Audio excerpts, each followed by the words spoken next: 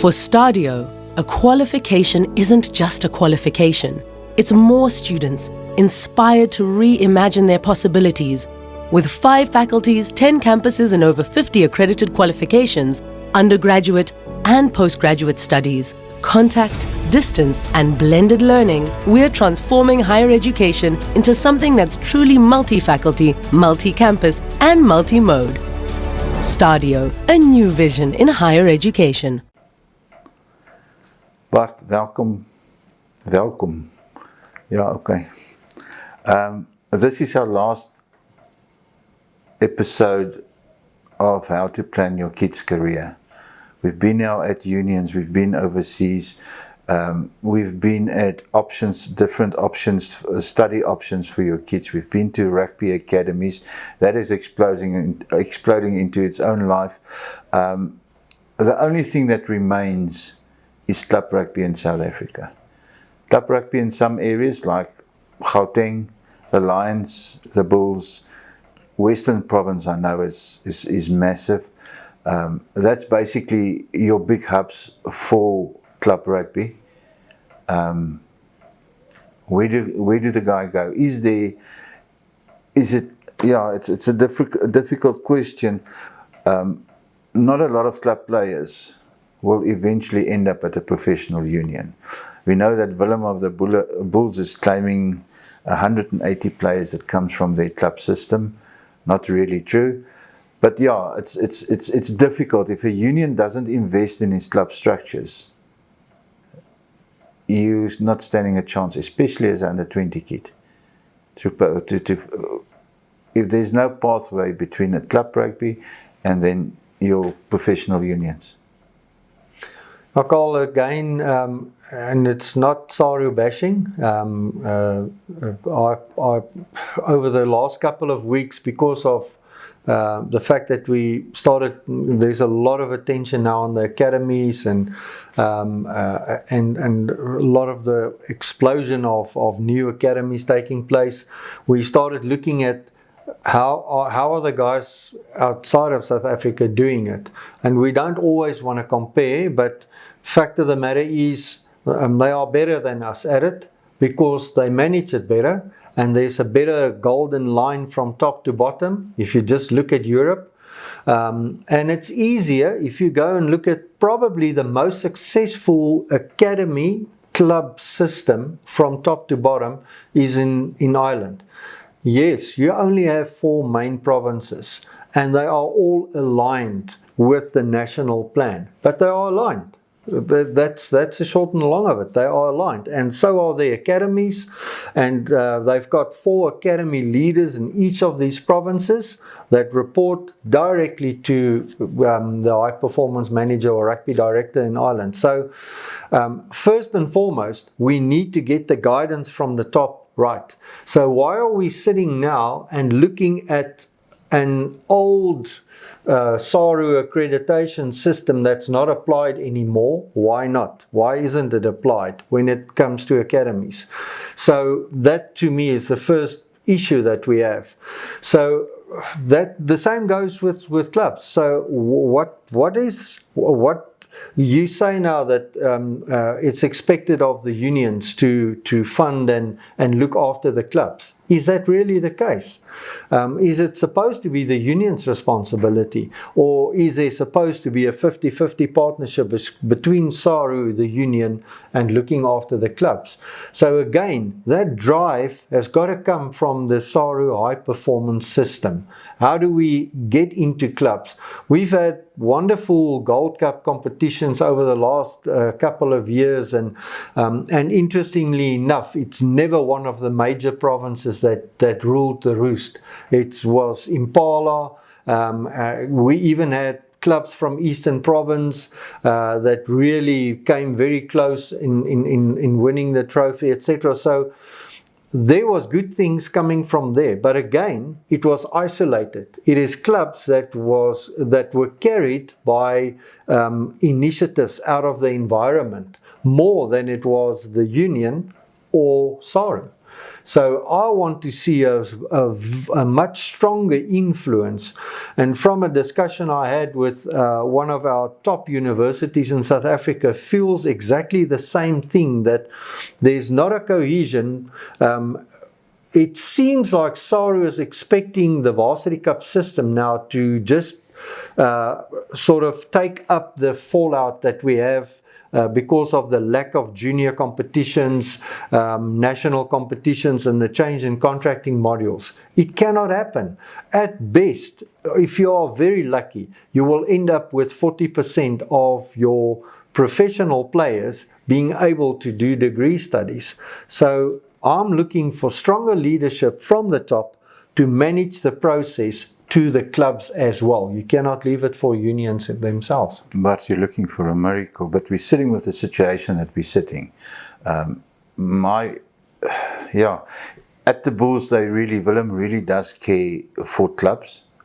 I know that Werner and most probably Wessel will attend club games and everything to see if they can identify players that they can pull up into their system. That's what Willem promised. I don't know how it works at the Lions, most probably the same. But the question stays, if your kid is not at a varsity, is not at an academy, is not contracted by the big unions, do you feel there's sufficient support? And mind you just answered the question, to identify talent at club level to become a professional rugby player or even a Springbok? Yeah, it's really worrying, Carl, and there's so much passion and love for the game at club level, because we must be very careful that we don't make off the role that clubs actually play, because it's out of their hands. They have got to make things work by generating funds themselves. It's very difficult for them to put systems in place to have a successful junior system, because that's what we want to see. We want to see a good, successful junior system, creating players that they can actually use in the club system itself. But it all costs money, and you need support. But the clubs are left to their own devices to do this, and it's very difficult. I mean, clubs continuously now make contact with me, and just purely because of my background in junior rugby, and how can I help referring players to the clubs? They're starting up again now, so they really want to get going. They want to play a role, and if you go and look at people that really love the game more than anything else, they don't get money out of it. It's our club structures. We really need to support them a lot stronger. I know it's a financial thing, but somewhere, someone has got to make a decision. Instead of pushing money into certain entities, probably we should channel that money to the club system, because the club system is supposed to catch up the underbuilt of junior players that's going to fall out of the system now because of the contracting model. Yeah, and the arrogance of school leavers to demand money from clubs to play at a club. I think the sooner those players realize it's not going to happen, there's no money, and that they must really do the hard yards before they will be recognized and identified as possible future stars, the better it will be for the club structure. Then there's no financial stress on them. And yeah, the guys, like you said, the coaches, and there's all, I mean, they want to coach, they want to improve club rugby and everything. So it's a very difficult thing to bring the two together. Another parent said to me the other day, if 4 guys, rather than going to the academy, take that 100,000 rand and invest it in a certain club, you'll get an explosion of club players and an explosion of the leagues. Carl, I think that's a very, very valid point that you are making, and I really want to reiterate this point to our players out there. I have a couple of players that I'm advising and looking at that has now sort of conceded that I will have to go and play club rugby. And you know what? They're not being paid. And I'm talking here about players that played SA under 20 in recent years, in the last couple of years. He's conceded now that no one is going to pay me money to play for them. I'm joining my local club close to me. I'm actually after hours training juniors to get a little bit of pocket money. So the players are starting to realize they have to do this. And it's only starting to happen now. And the more our players understand that that is the way to go at the moment, until there's a proper influx of finances into the game again, that's what you have to do. And then you really love the game. Then you want to do the game. If you, at that point where I don't expect being paid, I'm not talking about petrol money or stuff like that, then you're doing it for the right reasons. And those are the players that will in time get the opportunities again. And those are the players that we need. We need those boys to go back to clubs and go and put their weight back into the clubs without expecting something out of it necessarily. Yeah, and the clubs is doing a lot. I mean, we spoke last week with Chris Foster from Stadio. So the clubs are doing so much for the players. They provide them with places where they can go and gym for free. They provide them with proper biokineticists and physiotherapists and everything. So that guy can really live the life of a professional rugby player, coach a bit at schools and that kind of stuff, and study full time. Exactly. So not wasting the 3 years before to become a professional rugby player and not costing your parent a bunch of money. Yeah, Carl, that's and I'm talking to the rugby players here, but I'm also at the same time talking to parents. Forget about the glamorous and sort of ID that I have by being an invited or paid player at a club. If I'm not that, I'm not there. You got to motivate your kid to go there now. After school, there's very little opportunity unless, exactly what you said now, unless a parent's willing to fork out between 100 and 150,000 a year. Exactly what you're saying. If there's 4 or 5 parents doing that and they're taking their kids to a specific club, can you imagine what role they're going to improve the rugby quality there? And you don't have to put the 150,000 rand into the club. But you can, even if you put 1/3 of that money into the club will automatically be in a position to give your kid proper coaching and make sure that the sideline issues are covered in terms of proper medical facilities during practices, physios, etc., etc. So I agree fully with you.